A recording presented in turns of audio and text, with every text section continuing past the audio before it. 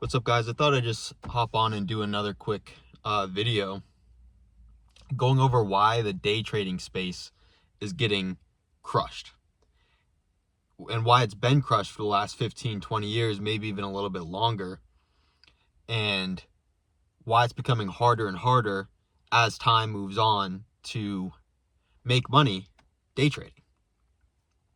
And it has to do with really retail, but the main cause is liquidity. The retail space, it's becoming larger and larger as time moves on because there's more of what we call introducing broker agreements. And this is usually most gurus on YouTube, most trading people on Instagram or whatnot, that they act like the professional and they act like they make money by faking statements and whatnot. But really, they're just in bed with their broker that they're promoting, right? They get an agreement to basically what's the word for it?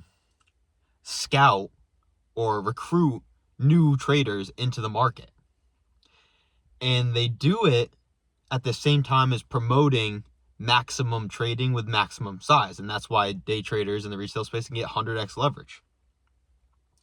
The more you trade, with the more size you trade, the more a broker makes money.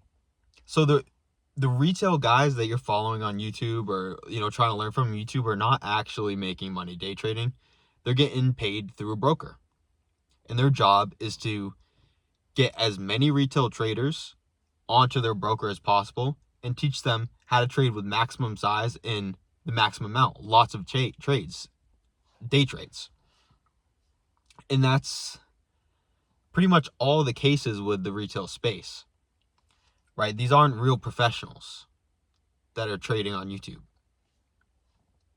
And circling back around, it comes to liquidity, because the more liquidity there is in the marketplace, the less volatile it's going to be. And you might think, well, that doesn't make sense. It's more retail, there's more volatility. Well, the more retail there is, the less volatile the market becomes, the more liquidity there is in the marketplace.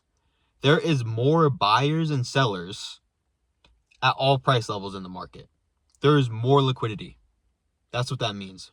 More liquidity means less volatility. And if you're a day trader, you live off volatility. You trade off volatility. So as the years keep going on, more and more retail is getting into space, more of these introducing broker agreements, more of that. It's just becoming less volatile. And that's an issue for day traders.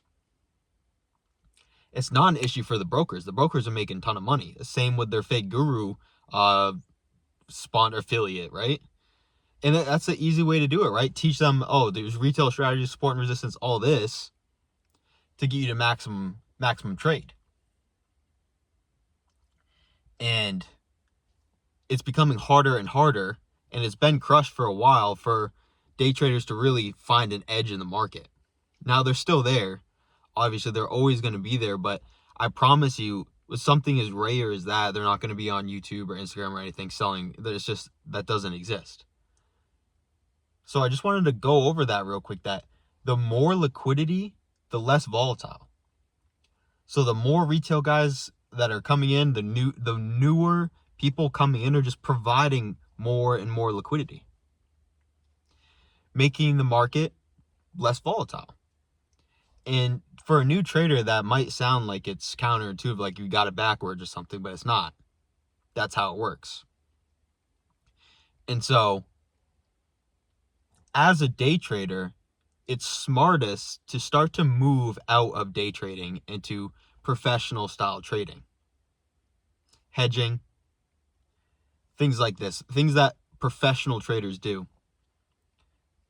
Again, there's lots of strategies for day trading that do work, that you can trade, you can do micro scalps. Like, I've seen it, they're out there, I've done it.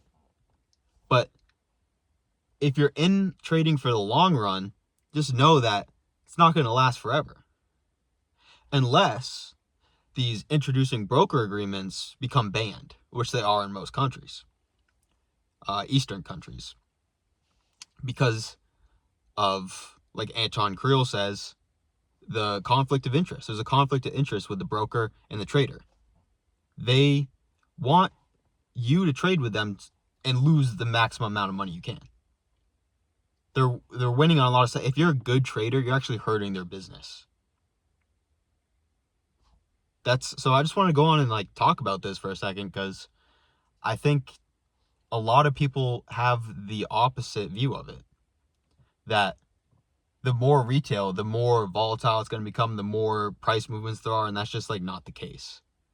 It's the market's going to continue to become more and more efficient over time, like we've seen. That's why 20, 30 years ago, day trading was a real thing. Like, it was an occupation, and a pretty large one, because there was less liquidity. There was more volatility in the markets. They had more volatility to trade off of. It's not like that anymore. It's becoming less and less over time. So that's something that retail traders should know, that if you're getting into day trading, know that the tools you learn and the mechanics you learn, they'll carry on with you for life, but you should really be targeting as a long-term goal to step away from the day trading, to be more positioned for fundamental market moves, studying companies, hedging companies. These are the type of things that you need to do long term. Now, day trading strategies, they exist. I'm not saying stop day trading, move away from it. I'm just saying, if you're getting into the industry, be aware of that the volatility is going to become less and less and less and less over time. So you just need to go in with that realization and not have a false expectation of, oh, once I get it, it's going to become easier and easier. Discretionarily, it does, but the market's always changing, so you need to be in tune with that. So just realizing that by itself, how few and far between the day trading strategies are, you should kind of expect that there's not going to be content or courses that are going to teach you how to do it. The professional guys know this, right? We're performing the opposite of the professional guys. We are providing more liquidity, making the markets less volatile. So I just wanted to go on and make a quick video about that, because I think it's a pretty large misconception.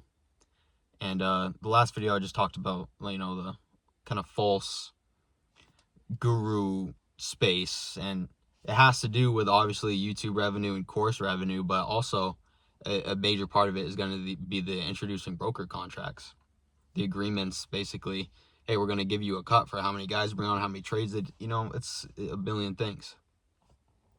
So that's pretty much the video. If you liked it, or you want to hear more about this stuff, like, subscribe, like, or leave a comment or something, and I'll do that. Peace.